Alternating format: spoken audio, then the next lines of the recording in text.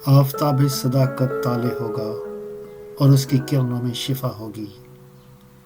وہ اندیکھے خدا کی صورت، باعث تخلیق کائنات، مظہر خدا ربنا یسوع المسیح، جن کا عبرانی نام یہوشع مشایہ ہے، جس کا مطلب یہوہ خدا نجات دیتا ہے۔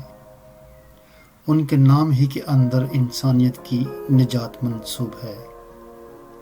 ان کے جیسی زندہ جاوید بزرگ ہستی اس کائنات نے نہ کبھی دیکھی ہے اور نہ کبھی دیکھے گی۔ یسوع المسیح خداوند یہوہ پاک خدا کا روح ہیں، نور ہیں اور اس کا کلمہ ہے۔ آپ خدا کا نور مجسم ہیں، جو آج سے تقریباً 2000 سال پہلے اس دنیا میں آئے اور لوگوں کے درمیان رہے۔ کسی بھی نبی یا پیغمبر کا ربنا یسوع المسیح کے ساتھ موازنہ کرنا گویا سورج کے سامنے دیا جلانے کے مترادف ہے۔ وہ نہ خون سے، نہ جسم کی خواہش سے، نہ انسان کے ارادہ سے، بلکہ خدا سے پیدا ہوئے۔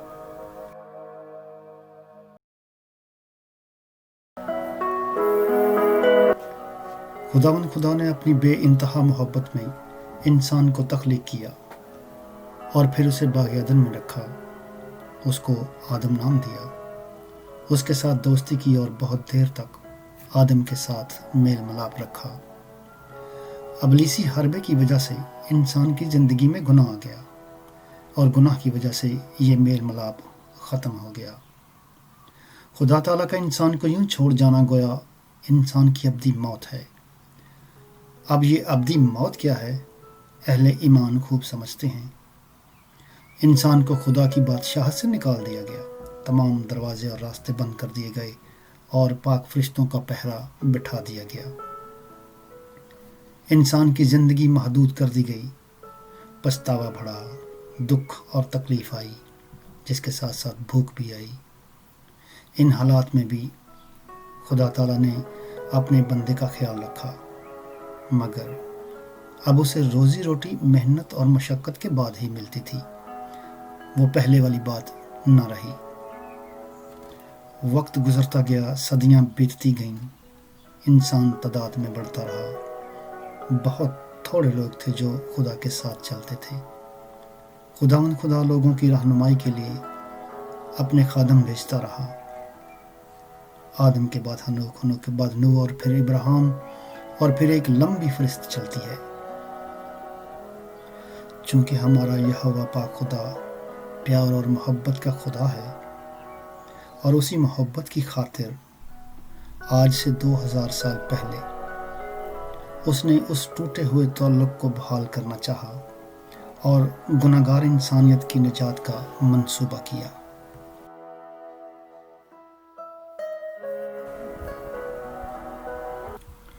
اس عظیم خدائی منصوبے کے تحت انسان کو گناہ گرفتہ زندگی سے نجات پانے کا موقع ملا، مگر آدم سے جڑے اس مروثی گناہ کے ساتھ ساتھ کئی قسم کے اور بھیانک گناہ انسانوں کی زندگی میں آ چکے تھے۔ چونکہ گناہ سے خدا کو نفرت ہے اور ہمارا خدا انصاف کا خدا ہے، اور خدا کے انصاف کے سامنے گناہ کی سزا تو یقینی ہے، اور انصاف کے تقاضوں کو پورا کرنے کے لیے اور صلح و سلامتی کی بحالی کے لیے اس کے حضور قربانی یا کفارہ لازم ٹھہرتا ہے۔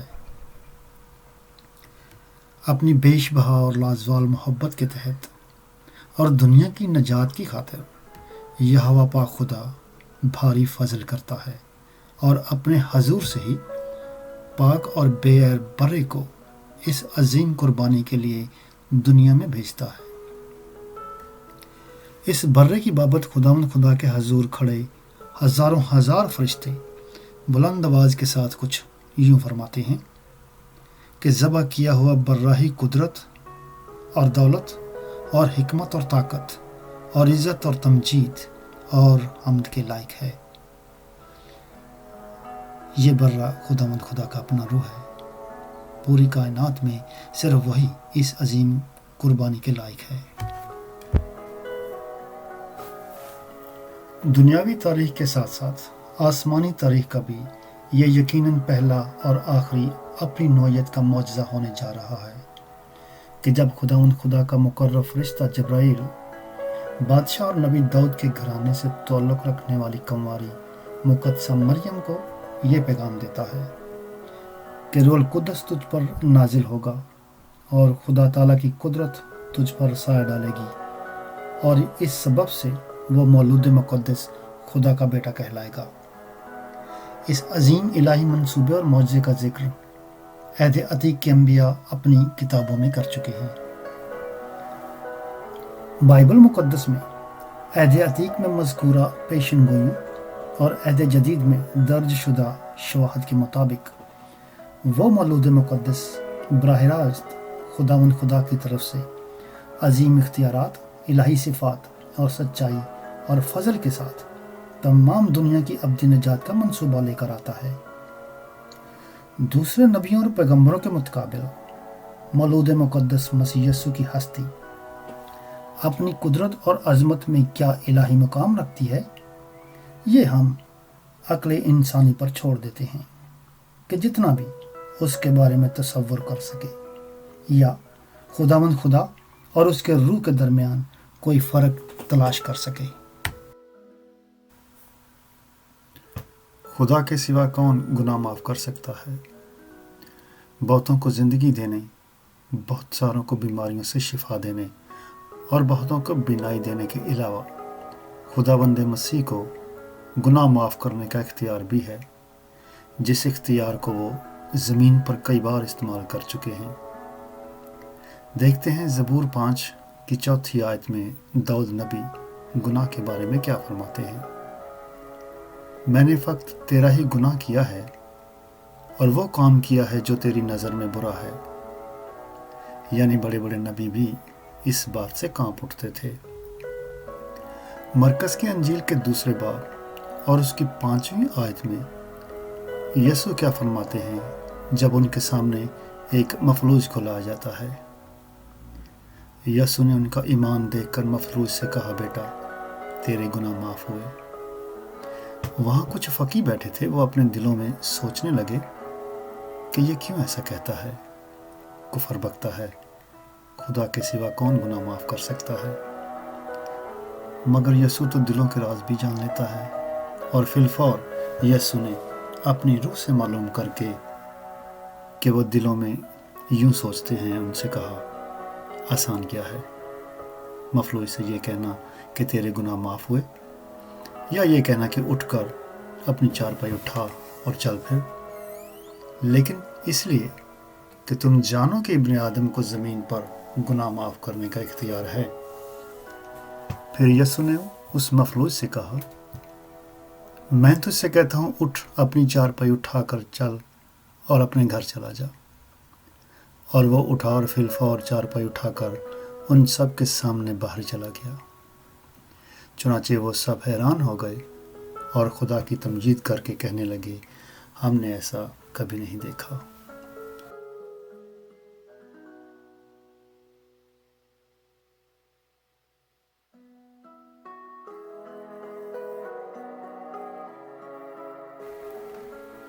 عہد عتیق میں خدا یوئیل نبی کی معرفت فرماتا ہے کہ قومیں بارانگیختہ ہوں اور یہوشفت کی وادی میں آئیں، کیونکہ میں وہاں بیٹھ کر ارد گرد کی سب قوموں کی عدالت کروں گا۔ اور اسی طرح زبور کی کتاب میں، لیکن خداوند اب تک تخت نشین ہے، اس نے انصاف کے لیے اپنا تخت تیار کیا ہے، اور وہی صداقت سے جہان کی عدالت کرے گا، وہ راستی سے قوموں کا انصاف کرے گا۔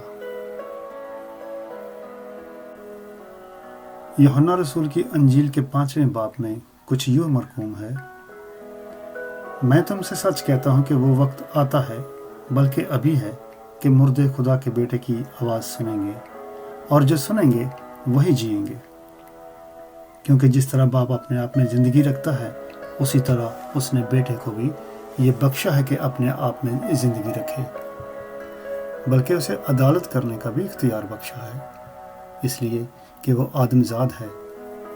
اس سے تعجب نہ کرو، کیونکہ وہ وقت آتا ہے کہ جتنے قبروں میں ہیں اس کی آواز سن کر نکلیں گے، کیونکہ وہ قیامت اور زندگی ہے، الفا اور اومیگا ہے، ابتدا اور انتہا ہے، ہمیشہ کی زندگی بھی وہی ہے اور ہمیشہ سے آج تک زندہ بھی وہی۔ روز عدالت کے وقت سب نبی، رسول اور پیغمبر اور سبھی لوگ جو اپنی قبروں میں ہیں خداوند خدا کے بیٹے کی آواز سن کر باہر نکل آئیں گے، اور وہ بھی جنہوں نے کبھی نبوت کا دعویٰ کیا تھا، یعنی تمام سچے اور جھوٹے نبی، اور دنیا کی ساری قومیں اس کی عدالت میں پیش ہوں گی۔ خداوند خدا کا راست باز بیٹا راستی کے ساتھ اور سچائی کے ساتھ عدالت کرے گا، کیونکہ راہ اور حق اور زندگی وہی ہے۔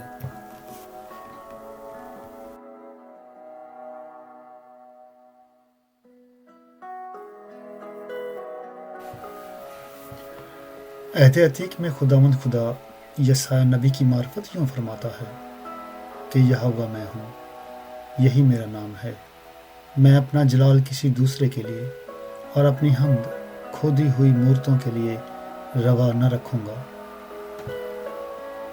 اور یوحنا کی انجیل میں نور مجسم یسوع مسیح فرماتے ہیں، اور اب اے باپ تو اس جلال سے جو میں دنیا کی پیدائش سے پیشتر تیرے ساتھ رکھتا تھا مجھے اپنے ساتھ جلالی بنا دے۔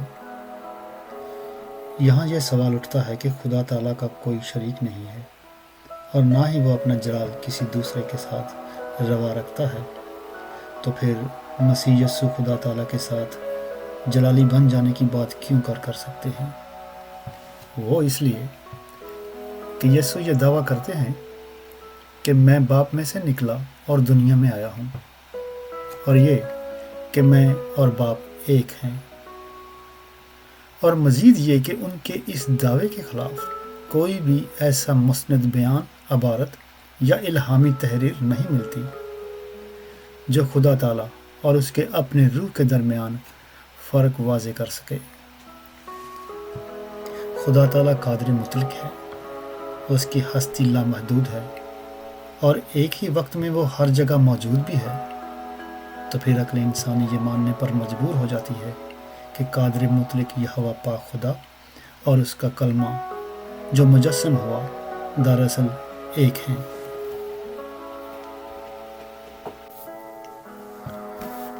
مقدس کلام کے مطابق خدا باپ نے ہر اختیار اسے سونپ رکھا ہے، جو کچھ خدا کا ہے وہ اس کا ہے، وہ ہر ایک چیز کا مالک ہے، اسی کے کاموں سے خدا باپ کا نام جلال پاتا ہے۔ متی رسول کی انجیل کے 3 باب کی 17 آیت میں مسیح یسوع کے بارے میں خداوند خدا خود فرماتا ہے کہ یہ میرا پیارا بیٹا ہے جس سے میں خوش ہوں، اس لیے کہ اس نے لوگوں کی خاطر اپنی جان کا فدیہ دیا، انسان اور خدا باپ کی صلح کرائی، باپ کے مشن کو پایہ تک میل تک پہنچایا، اور اس کے انصاف کے تقاضوں کو پورا کیا، اور ہر کام میں باپ کا فرما بردار ٹھہرا۔ یسوع مسیح نے اپنی خدمت کے دوران لوگوں کو خدا کی ابدی بادشاہت کے بارے میں تعلیم دی، ابدی اور روحانی زندگی کے بارے روشناس کروایا، دوسروں سے پیار اور محبت کرنا سکھایا، دوسروں کے لیے جینا سکھایا، امن اور سلامتی کی تعلیم دی، ابدی بادشاہت اور نجات کی خوشخبری دی۔ وہ انسان کو گناہ کی غلامی سے نجات دلانے کے مقصد کے ساتھ آتے ہیں، ابلیسی قوتوں کے خلاف لڑنے کے لیے روح القدس جیسی نعمت سے نوازا، بیماروں کو شفا دی، اندھوں کو بینائی، کوڑیوں کے کوڑ جاتے رہے، لنگڑوں کو چلنے پھرنے کے قابل بنایا، بہروں کو سننے کی طاقت بخشی، اور بدرو گرفتار لوگوں کو آزادی بخشی، مردوں کو زندگی دی، بھوکوں کی بھوک مٹائی، اور پیاسوں کو زندگی بخش پانی دیا، دنیاوی شریعت گرفتار لوگوں کو فضل اور سچائی کا پیغام دیا، غریب اور مفسر لوگوں کے ساتھ کھڑے ہوئے، گناہ گاروں کو مقدم جانا، مظلوموں کے زخموں پر ہاتھ رکھا، حق اور سچ کا پرچم بلند کیا، اور یوں تمام لوگوں کے مسیحا ہوئے۔ ماہی گیروں کو عالمگیر بنایا، بلکہ انہیں اسرائیل کے 12 قبیلوں کا منصف مقرر کیا۔ مسیح یسوع نے گناہ گار انسانیت کی نجات کے لیے اپنی جان تک صلیب پر قربان کر دی، اور یوں ساری دنیا کے نجات دہندہ ہوئے۔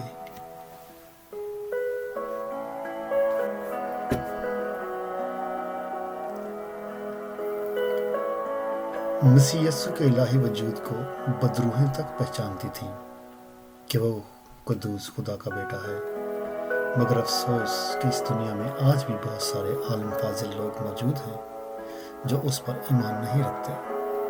شاید عقل مکوف ہے یا دین و دنیا کی شرم راستہ روکتی ہے، جو یسوع مسیح کو نجات دہندہ ماننے اور اس کا اقرار کرنے کے بجائے انکار کرتے ہیں۔ لیکن وہ دن دور نہیں کہ جب دنیا کی ساری قومیں اس کا جلال دیکھیں گی اور اس کے اختیار کو جانیں گی، اور افسوس میں اپنی چھاتی پیٹیں گی کہ کاش ہم نے یسوع مسیح کو اپنا نجات دہندہ قبول کیا ہوتا اور اس پر ایمان لے آتے۔ مگر تب تو وہی بچیں گے جنہوں نے اس کو روح اور سچائی سے اپنا نجات دہندہ قبول کیا ہوگا، اور جو اس کے خون خریدا لوگ ہوں گے۔ اناجیل اربع میں مرقوم ہے کہ تب وہ لوگوں کو علیحدہ علیحدہ کرے گا، جیسا چرواہا بھیڑوں کو بکریوں سے علیحدہ کرتا ہے، اور اپنے لوگوں کو اپنی دائنی طرف کھڑا کرے گا، اور اپنے باپ کے لوگوں کو وہ بادشاہی میراث میں دے گا جو بنائے عالم سے تیار کی گئی ہے۔ اور باقی لوگوں کو حکم دیا جائے گا کہ اے ملونو، میرے سامنے سے اس ہمیشہ کی آگ میں چلے جاؤ جو ابلیس اور اس کے فرشتوں کے لیے تیار کی گئی ہے۔ اس لیے خدا کی بادشاہت میں جانے کے لیے اور خداوند خدا کے مبارک لوگوں میں شامل ہونے کے لیے ابھی وقت ہے کہ یسوع المسیح کو اپنا شخصی نجات دہندہ ہونے کا اقرار کر لیں، کیونکہ صرف اور صرف وہی خداوند خدا کی بادشاہت میں جانے کا زندہ، سچا اور واحد راستہ ہے۔